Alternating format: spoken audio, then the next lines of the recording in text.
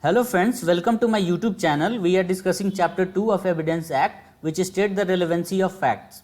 In the previous video, we have discussed different sections which state different conditions in which a fact can be relevant in a case. So it may be fact forming part of same transaction under section 6, motive, preparation and conduct under section 8, and plea of alibi under section 11. So these all sections state the condition in which a fact can be relevant. So one of such section is section 14, which state relevancy of fact showing existence of state of mind, state of body or bodily feeling. So section 14 deal with the three things: state of mind, state of body and bodily feeling.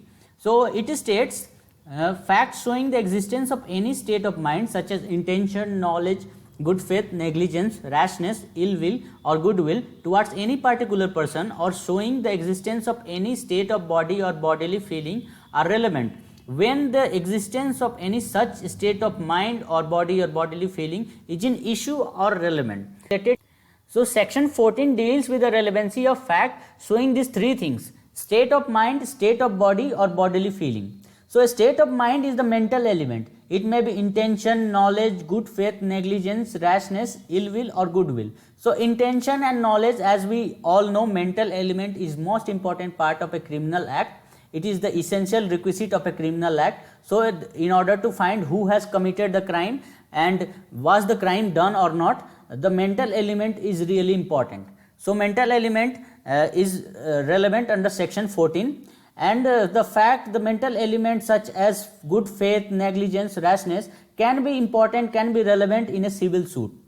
So the second element is the state of body. State of body is the physical condition. Physical conditions such as fear, anger, sadness, etc. So physical condition can be relevant when a person react to a criminal act. So any criminal act is done and the witness or eyewitness react to that criminal act, and the fear is expressed on her body or sadness is expressed, then those fact can be relevant under section 14.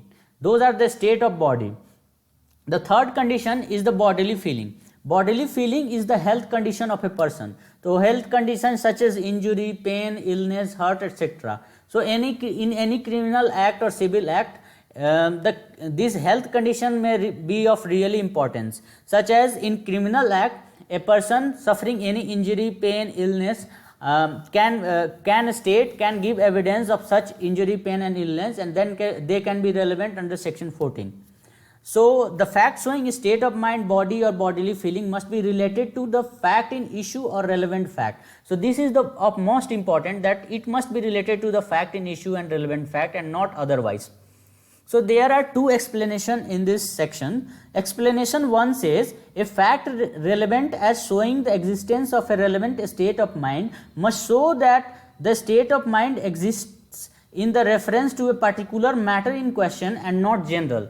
So for example, if a person tells to another person that he has to commit a murder, and he gives a general statement that he may commit murder in 10 or 15 days of anyone who harms him. So that's a general statement that cannot be relevant. A general statement cannot be relevant. The statement related to a particular matter in question, the particular crime done, the particular crime of which the trial is going on, may be relevant, such as any criminal act or any criminal act's trial is going on, any suit is running, and any statement given of such question, such particular question which is in matter can be relevant. So this is stated by explanation 1. So let's move on to the next slide where we will see the explanation 2. So explanation 2 says the previous commission of accused of an offence is relevant within the meaning of this section.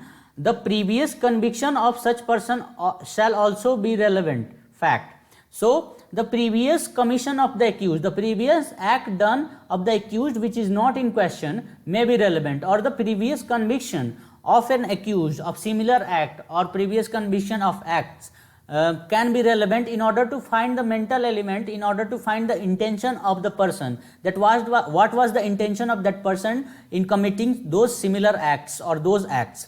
So as we all know, in a criminal act, the evidence related to a bad character of a person cannot be given, as the evidence related to previous conviction which established the bad character of a person is not relevant. So, but in this section, those previous conviction are relevant not in order to establish the bad character of a person. So, these are not included in order to establish the bad character of a person, but in order to find out the intention, the mental element of that person.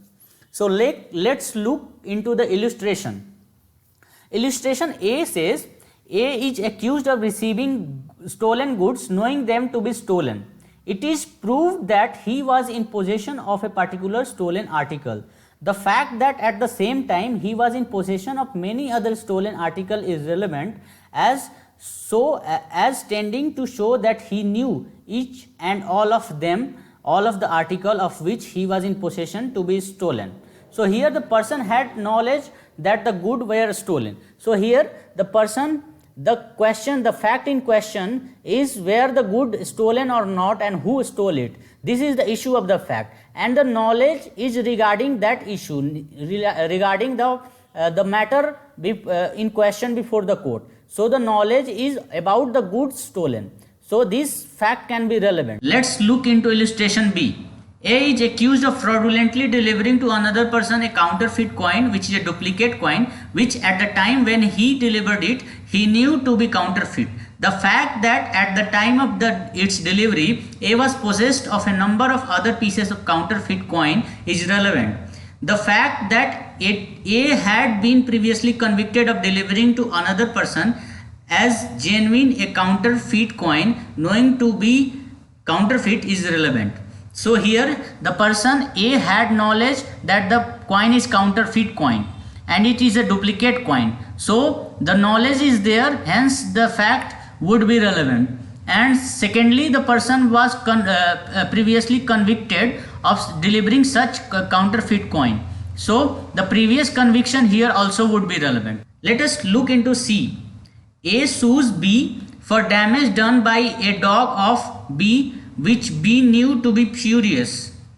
The fact that the dog had previously bitten X, Y and Z and that they had made complaints to B are relevant. So, here the person B had knowledge that his dog was ferocious and that he may bite anyone. So, here the knowledge of that person would be relevant in order to take compensation under the civil suit. So, let us see into D. The question is whether A, the acceptor of a bill of exchange, knew that the name of the payee was fictitious.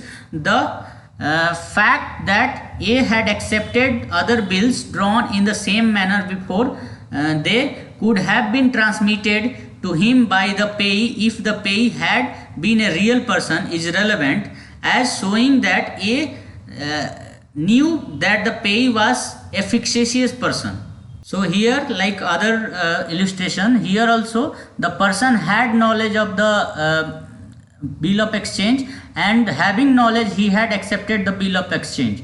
So, in that condition this fact would be relevant.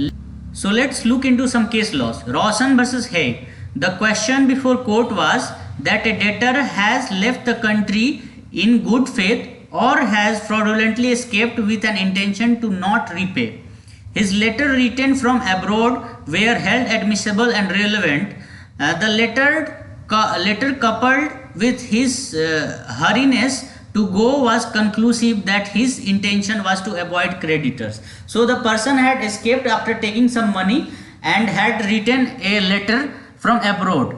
So, the question before court was whether his intention was in good faith or fraudulent, and the letter written from abroad was held admissible and relevant.